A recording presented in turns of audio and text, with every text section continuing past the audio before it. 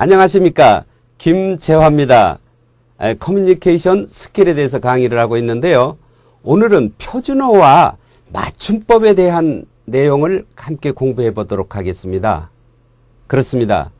우리가 전쟁에 나갔을 때 규격에 맞는 총이나 칼을 필요로 하듯이 말을 하는데도, 커뮤니케이션을 하는데도 그 도구인 그 말도 서로가 잘 알아들을 수 있는 표준어를 써야 되는 것은 너무나 당연한 일입니다.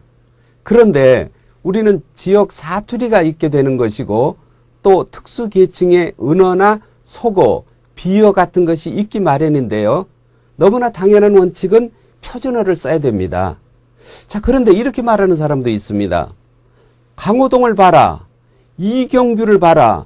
그 사람들은 심한 경상도 사투리를 쓰면서 방송인으로 잘 활동하고 있지 않느냐. 그 사투리도 오히려 적절하게 쓰면은 더 멋들어지고 더 좋은 건데 왜 표준어를 써야 되는 것이 원칙이라고 하며 표준어를 강요하느냐, 이렇게 말씀을 하시는데, 그것은 그 사람들의 다른 능력이 뛰어나서 약간의 그 영남 사투리가 인정이 되는 것이지, 애초에 영남 사투리라는 것을 인정을 하고 그 사람을 기용한 것은 아니죠. 바로 그것처럼, 그리고 또한 그 사람들이 표준어를 잘 구사할 수 있다면은 그 사람들의 방송의 폭, 방송 진행, 사회 활동의 폭이 훨씬 더 넓어질 것입니다. 그래서 절대적으로 말을 할 때는 표준어를 사용해야 됩니다. 자, 오늘 공부할 것은요, 표준어의 규정, 그 다음에 표준어와 공통어가 따로 있는데 그것이 어떤 것인지, 표준어가 바뀌었는데 어떻게 바뀌었는지, 표준어를 왜 구사해야 되는지 그 필요성, 서울말과 표준어의 차이. 서울말이 전부 다 표준어가 아니고요, 표준어가 무조건 서울말은 아닙니다. 한글 맞춤법의 규정, 그리고 그럼에도 불구하고 사투리의 유용성, 사투리가 필요할 경우가 있다라는 얘기입니다. 자, 우선 표준어의 규정에 대해서 한번 알아보도록 하겠습니다. 한국에서 교양 있는 사람들이 두루 쓰는 현대 서울 지역의 말, 이렇게 규정을 했는데 이것이 꼭 서울 지역으로 한정을 해야 되느냐라는 문제가 있습니다. 사실 우리나라 말 중에 서울말과 경기도 말은 일치하거든요. 그런데 서울말로, 이렇게 서울 지역의 말로 한정을 한다는 것은 경기도 사람들도 분명히 우리가 규정에서 정하는 표준어를 쓰고 있습니다. 그런데 왜 경기도가 아니고 서울 지역이냐, 이런 문제 제기가 있을 수가 있는 것이죠. 좀 더 풀어서 설명을 해보겠습니다. 한 나라 안에서 지역적, 사회적 차이를 초월해 가장 바람직한 의사 전달의 수단으로서 통일되고 규범화된 말, 그것이 바로 표준어라고 얘기를 해야 표준어 규정이 사실은 맞습니다. 그래서 앞서 말씀드린 서울말이 꼭 표준말과 일치하는가, 그것은 우리가 생각해 볼 필요가 있다는 것이죠. 자, 공통어. 자, 그러면은 표준어가 있는데 또 공통어는 뭘까? 이런 생각이 드실 것입니다. 같은 종류의 언어를 사용하는 사람들이 같이 인식을 하면서 그들 사이에서 의사 전달의 수단으로 통용되는 말이다. 자, 우리는 공통어 안에 지금 표준어가 있습니다. 표준어로 규정되는 그 말이 대한민국 사람들이 함께 쓰는 공통어로 규정을 하고 있는 것입니다. 그래서 공통어라는 것은 나라마다 서로 다르고 전 세계적으로 공통어가 있지는 않습니다. 많이 쓰이고 있는 말이 영어일 뿐이지 공통어로 규정이 된 것은 아닙니다. 자, 그 표준어와 공통어의 차이를 한번 볼까요? 표준어는 인위적으로 정리되고 체계화된 이상적인 언어 형식이다, 이렇게 얘기를 했습니다. 대개 이제 국가를 배경으로 해서 그 나라 전체 사람들이 함께 써야 되는 그런 말, 그래야만 의사표현이 정확하고 서울 사람이 제주도 사는 사람에게, 경상도 사람이 전라도 사람에게 말을 해도 서로 알아듣고 그 반감을 가지지 않는 의사소통이 이루어지게 하려면 표준말을 써야 한다는 것이죠. 자, 공통어는 자연적으로 생성된 언어 형식이면서 언중을 배경으로 하는 것이다 라는 것인데, 이래 말의 특성을 가지고 이렇게 말하면 우리가 편하니까 이렇게 말하자라고 정할 수가 있는 것입니다. 그건 어떤 특정 집단일 수가 있고 국가 전체일 수가 있고 어느 한 사회일 수가 있는 것이죠. 그런 차이를 보이는 것입니다. 자, 표준어와 공통어의 차이 조금 더 설명이 이어지는데요.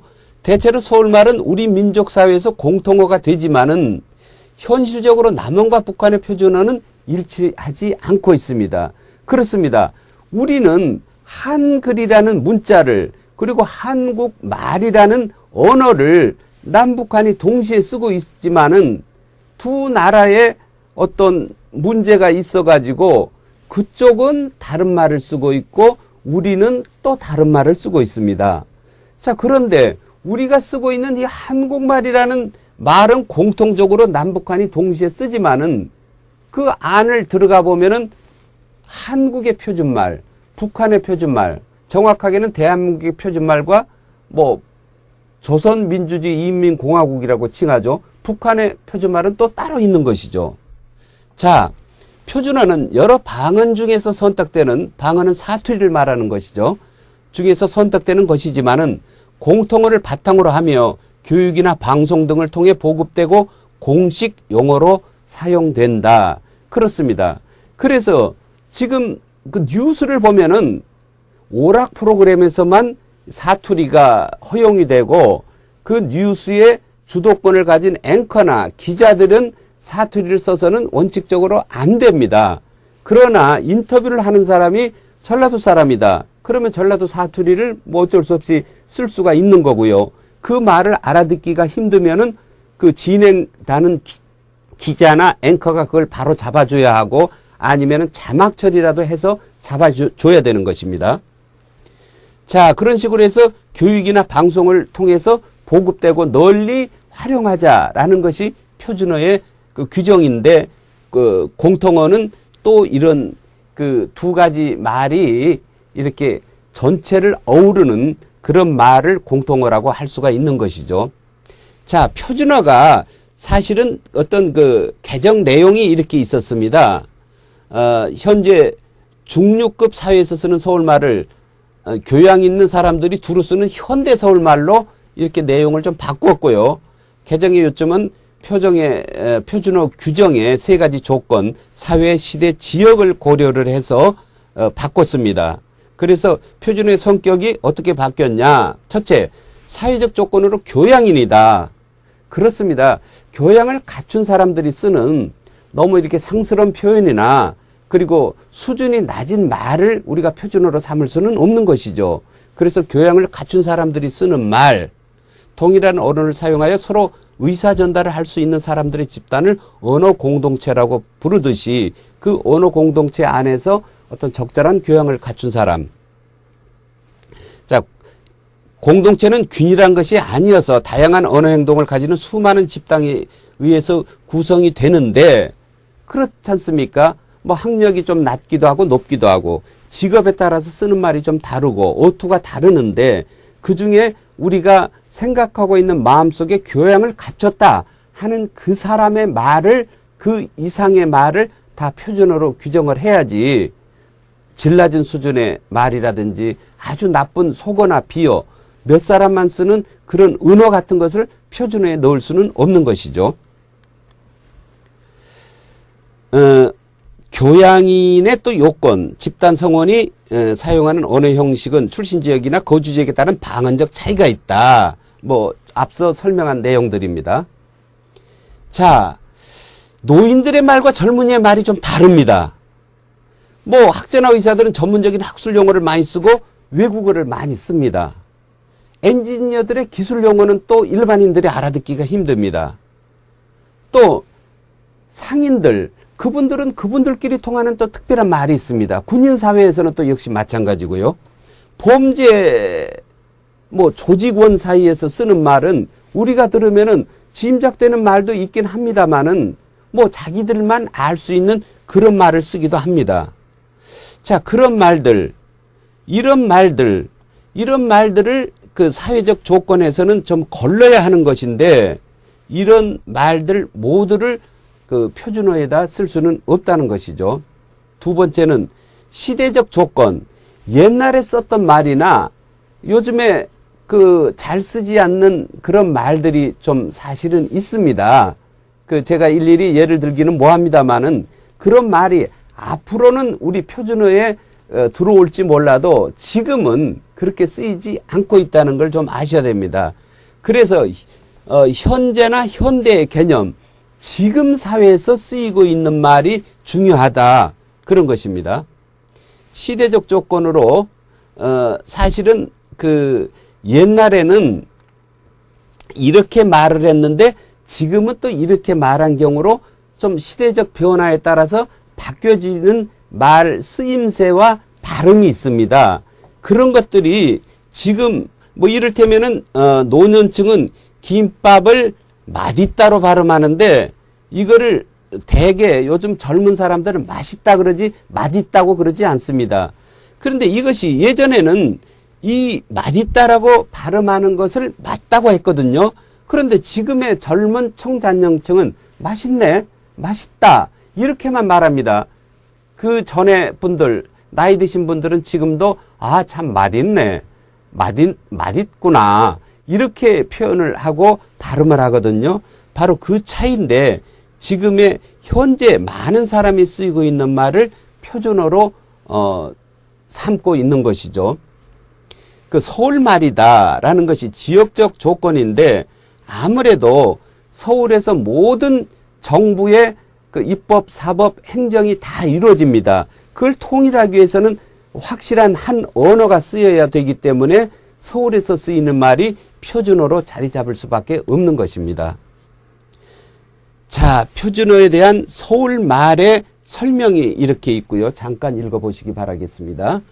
자, 그 다음에 표준어 구사의 필요성에 대해서 좀 알아보도록 하겠습니다. 뭐 이 필요성은 너무나 당연합니다. 사투리나 은어, 비어, 속어를 쓰게 되면은 그 지역에 있는 사람들은 알아들 수 있고 그 무리들은 알아들을 수 있지만은 모든 사람들이 그 말을 다 알아들 수는 없습니다. 할맹교, 제가 뭐 지금 경상도 사투리를 한마디 해봤습니다만은 이 말을 다른 사람이 들었을 때 저게 무슨 말인가 했는데 사실은 할머니 안녕하십니까? 라는 그런 인사거든요. 경상도에서 일부 뭐 쓰이고 있는 말인데 그거를 서울 사람 앞에서 그 노인을 보면서 할맹겨 반갑습니다. 만일 이런 사투리로 얘기를 한다고 했을 때 저 사람이 과연 나에게 지금 존경 어린 인사를 하는 것인지 아니면은 뭐 다른 말을 하고 있는 것인지 잘 못 알아들을 수가 있는 것이죠. 뭐 영남 지방 사투리를 예를 들어서 그렇습니다만은 다른 지역 사투리도 마찬가지죠. 자, 그래서 공식 석상에서는 표준어를 정확하게 구사를 해야만 그 사람의 말이 널리 알려질 수 있고 그것을 앞서 분명히 표준어의 규정을 우리가 그 교양 있는 사람들이 쓰는 현대 말이라 했으니 그 말이 다른 사람들한테 값지게 귀하게 들리는 것이죠. 합리성이나 전통성과 현실성. 자, 합리성. 한 나라에서 여러 말을 쓴다는 것은 여러 가지로 낭비입니다. 그 사투리를 뭐 일부 보존을 해야 되겠습니다만은 이 말 저 말을 쓰게 되면은 통역이 필요할 정도가 되지 않겠습니까? 중국에서는 북경어와 광동어가 큰 차이가 있어가지고 나라 안에서 혼란이 좀 있더라고요. 바로 그런 것처럼 그 한 나라 안에서 이런 말이 뭐 여러 가지가 있어서는 그것이 불편할 뿐이지 절대 다양성을 뭐 인정받을 수 있는 좋은 현상이라고 볼 수는 없는 것입니다. 전통성. 전통성이라는 건 그렇습니다. 옛날부터 우리는 이 말을 해 나왔던 적이 있습니다. 그래서 옛날 사료도 우리가 썼던 말과 썼던 글자로 기록이 되어 있고 그 말은 지금의 말로 전승이 되어오고 시대에 따라서 조금 바뀌긴 하지만은 그대로 써왔던 전통이 있기 때문에 따라야 되는 것입니다. 우리가 갑자기 지금의 말을 버리고 외국에 있는 무슨 말을 하나 들여다 쓰자. 이것이 그 말이 좀 더 쉬운 말일 수도 있을 수가 있겠습니다만은 우리가 이전에 썼던 말을 갑자기 버려야 된다는 것은 우리말이 설령 뭐 다소 어느 부분에 대해서는 어렵고 표기하는 방식이 한계가 있다. 그런 불편함이 있더라도 널리 써왔던 것을 일시에 버려서는 안 되는 것입니다. 그 전통성을 따져야 되고요. 그 다음에 합리성하고 일부 같은 내용입니다만은 현실성. 지금의 표준어를 한 가지를 정해서 쓰지 않으면은 뭐 여러 가지로 불편해집니다. 통역을 해야 되겠습니까? 아니면은 거기에 대한 또 다른 뭐 서류를 하나 제출을 해가지고 요 말을 이렇게 하는 것입니다라고 얘기를 할 수 있겠습니까? 국제회의에서는 불편하더라도 대개 영어를 쓰지 않습니까? 그것은 그 영어를 쓰는 나라가 많기 때문에 그 영어를 쓰지 않은 사람들은 일부러 영어를 어렵더라도 배워서 그렇게 해서 그 공통어를 사용해야 되는 것입니다. 같은 나라 안에서 한 나라 말이 있다 그러면은 그 현실성을 따져서 분명히 그 표준어를 써야 되는 것입니다. 서울말은 대체로 모음의 경계가 용어 모호하다 그렇게 있는데요. 다소 이 서울말이 표준어에서 빗나가는 경우를 얘기를 하고 있는데 그중에 뭐 흥미로운 것 하나가 있는데 그걸 좀 들어보시죠. 너는 내 어디가 좋아? 나는 내 모든 게 좋아. 이 말을 사실 서울 사람들이 이렇게 말합니다. 나는 그리고 내라고 말하지 않고 네 모든 것이 좋아 그러는데 정확하게 네는 틀린 말이거든요. 그런데 서울에서는 통용됩니다. 이렇게 노래 가사에서도 이렇게 나옵니다. 걸그룹 시크릿 노래 별빛 달빛 중에서 이런 말이 나오는데 내와 네의 구분이 없습니다. 꼭 이 노래만 한정되는 것이 아니고요. 바로 그런 것이기 때문에 앞서 제기된 문제, 꼭 서울말 전체가 표준어야 된다는 것은 앞으로도 계속 어떤 문제로 남을 것입니다. 이런 것도 사실 그렇습니다. 이건 발음상의 조금 차이인데요. 넌 내가 거진 줄 아냐? 이 말을 표준어죠, 이게. 그런데 서울서는 대개 또 어떻게 말하냐면은 거지를 약간 거지식으로 발음을 합니다. 그리고 아냐를 아니로 발음을 하고요. 너 내가 거진 줄 아냐? 이 말을 서울 사람들은, 특히 젊은 사람들은 너 내가 거진 줄 아니? 대개 이런 방식으로 발음이 약간 달라지거든요. 그래서 서울말이 과연 표준말이냐 하는 것이 그 문제되고 있는 점입니다. 그리고 이 말이 틀린 것은 아닙니다만은 다른 지역이나 일반 표준어에서 잘 쓰지 않는 말인데 희한하게 서울에서만 쓰이고 있는 말이 있습니다.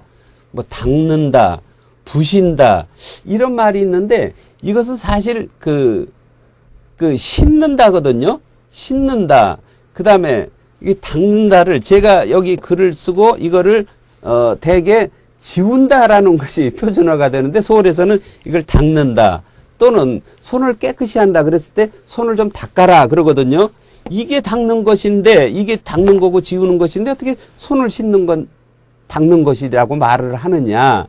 이런 것이 서울말이 표준어에서 좀 시비가 되고 있는 그런 대목입니다. 자, 한글도 맞춤법이 이렇게 정해져 있습니다. 이 말을 맞춤법을 정확하게 이렇게 따라서 해야 되는 것이지 표준어를 그러면 아까 말한 대로 앞서 규정한 대로 서울 지역에서 주로 쓰는 중류층 이상의 교양 있는 사람들이 현대에 쓰는 말, 이 말이 표준어의 규정인데 그럼 그 규정이 구체적으로 어떻게 되는 것이냐? 그거는 한글 맞춤법 규정에 들어와 있는 것이죠. 한글 맞춤법은 표준어를 소리 나는 대로 적되 어법에 맞도록 함을 원칙으로 한다. 맞춤법은 주로 글을 쓸 때 필요한 것인데 글과 말은 같은 것이니까요. 표준어를 소리 나는 대로 적는다라는 근본 원칙에 어법에 맞도록 한다는 조건이 붙어 있다. 표준어를 소리대로 적는다는 원칙만을 적용하기 어려운 경우가 있다. 꽃이란 단어는 그 발음 형태가 몇 가지로 나타납니다. 자, 잘 한번 보실까요? 뒤에 뭐가 붙느냐에 따라서 발음이 많이 달라집니다. 자, 꽃이 그러면은 이거는 꼬치가 되고요. 그 다음에 꽃나무 그러면 이게 니은이 붙어야 이게 맞습니다. 꽃놀이 그런 것처럼 꽃과 그럴 때는 또 이런 식으로 발음이 되고요. 꽃 밑에 디귿을 붙여야 맞는 말이 되고요. 꽃다발 이런 식으로. 그래서 사실은 이런 것들이 발음 나름대로 적는 것이 어떠냐에 따라서 얼른 좀 파악이 되지 않는데 어쩔 수 없이 우리 말은 우리가 익숙해졌던 발음을 따라서 적기 때문에 이런 식으로 뒤에 모음이나 다른 단어가 왔을 때 꽃하고 어울려졌을 때 어떻게 발음되냐 하는 것은 이 맞춤법 규정에 따라야 하는 것입니다. 그리고 우리는 이미 이 맞춤법 규정이 익숙해 있습니다. 다행히도.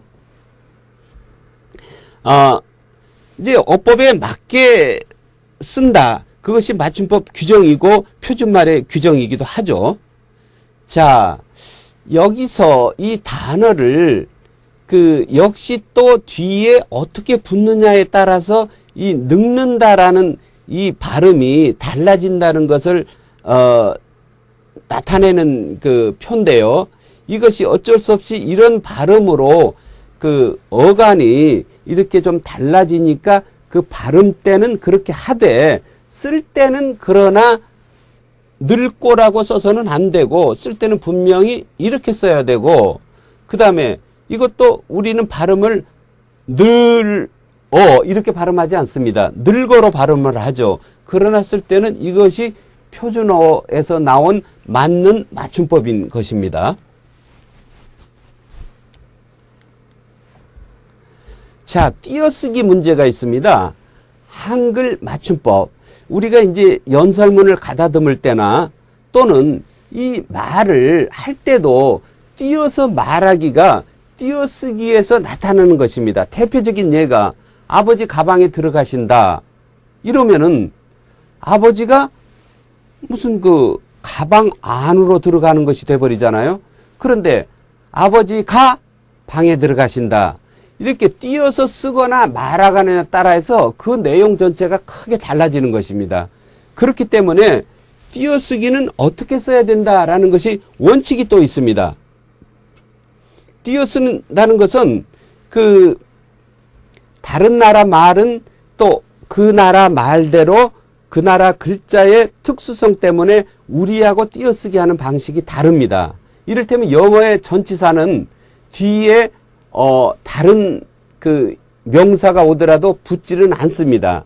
그러나 우리의 조사 그런 말들은 앞 단어에 붙게 되거든요. 사람이 간다 이렇게 말하지 않잖아요. 사람이 간다 이렇게 말하는 것처럼 그러나 영어는 사람 그 다음에 이 간다 뭐 이런 식으로 분명히 떨어지지만은 우리 말을 그렇게 띄워놓으면은 그 뜻이 달라져 버립니다. 사람이 간다. 사람하고 벌레 이가 둘이 가는 것인지 또는 사람이 간다. 치아를 뭐 소리내서 움직이는 건가 뭐 이런 식으로 뜻이 달라지는 경우가 생기거든요. 그래서 우리말의 조사는 앞 단어에 붙여서 쓰는 원칙이 있고 그렇게 읽어야 하는 것입니다. 외래어 표기가 있는데요. 우리가 외래어를 받아들였을 때 그거를 우리 글로 말할 때, 우리 글로 쓸 때 어떻게 할 것이냐라는 것 역시 표기법이 1986년에 정해졌습니다. 그래서 그 표기대로 쓰는데 몇 가지 예를 보도록 하겠습니다. 우리가 타임즈 하는데 이것은 틀립니다. 그래서 표기하기를 타임즈로 표기를 했고요. 업그레이드, 이걸 업그레이드라고 써도 발음이 비슷하지만은 우리는 이게 더 우리말에 가깝다 해서 이렇게 쓰는 거고요. 러시아를 뭐 로서아, 아라사 이런 말로 쓰기도 하는데 그런 말들은 우리가 외래어 표기로 한 가지로만 정하자 해서는 다 제외됐으니까 러시아로 써야 되는 거고요. 로스앤젤레스 요거는 참 애매합니다. 우리가 천사를 말할 때 엔젤이라고 합니다. 그랬을 때 이 엔젤을 쓰기도 하는데 사실은 정확하게 이렇게 표기를 합니다. 그래서 로스앤젤레스도 이렇게 나오고요. 어떤 계시자 뭐 구원자 그런 사람을 메시아라 그러죠. 예전에 메시아 이렇게 말을 많이 했는데 지금은 메시아로 통일이 됐습니다. 자, 이런 것은 어떤 혼동을 피하기 위해서 외래어라고 해서 우리말 발음이 비슷하다고 해서 이것저것 마구 쓰게 하게 되면은 우리말이 괜히 복잡해지는 것입니다. 그래서 한 가지로 그 나라 그 어법에 가장 따르고 우리가 발음하기 쉬운 말로 이렇게 통일을 시켜 놓은 것이니까 이런 것은 어떤 것이 맞는지 잠깐 내가 그 혼동이 올 때는 인터넷에서 검색을 해보거나 책을 찾아서 꼭 확인을 해보시기 바랍니다. 자, 그리고 외래어 표기를 할 수 없을 때 그런 단어는 우리가 가급적 쓰지 않고 말할 때도 그렇게 쓰지 않습니다. 자, 여기 한번 보세요. 우리가 그 지난달이라고 그러면 되는데 과월 또는 개월 뭐 이렇게 쓰는 분들이 더러 있거든요. 그것이 좀 뭐 유식해 보인다고 할까요? 그렇게 쓰면은 뭐 명일에 내일이라고 그러면 될 걸 다음날 내일 그렇게 하면 될 거를 명일 뭐 아침 기상 조건이 어떻게 되려나 이렇게 말하는 경우도 있는데 가급적이면 우리말이 우리 한글이 있는 경우는 한자어를 빌리지 않고 우리가 쓰는데 그중 또 한자어도 복잡하게 또 일본식 한자가 따로 있는데 그거를 우리가 일본의 그 36년 지배를 받아서인지 그런 잔재가 아직 남아 있습니다. 이를테면 풍로를 골로라고 부르고 제가 입고 있는 이 옷을 나이 드신 분들은 곤색이라고 많이 합니다만은 이것이 사실은 진청색, 감색입니다. 순 우리말로 감색이거든요. 곤색이란 말 많이 듣죠. 일본식 한자어입니다. 그래서 쓰지 않아야 합니다. 자, 여기 바테리 이렇게 발음을 많이 하는데 뭐 정확한 영어는 바테리가 맞고 배터리 정도가 맞겠죠. 그러나 이것도 우리가 그냥 전지 그중에 그 전기를 담을 수 있으니까 축전지다 이렇게 쓰면은 좋지 않겠냐 하는 건데 이 배터리 문제는 그냥 외래어가 역시 지금까지도 통용되고 있고요.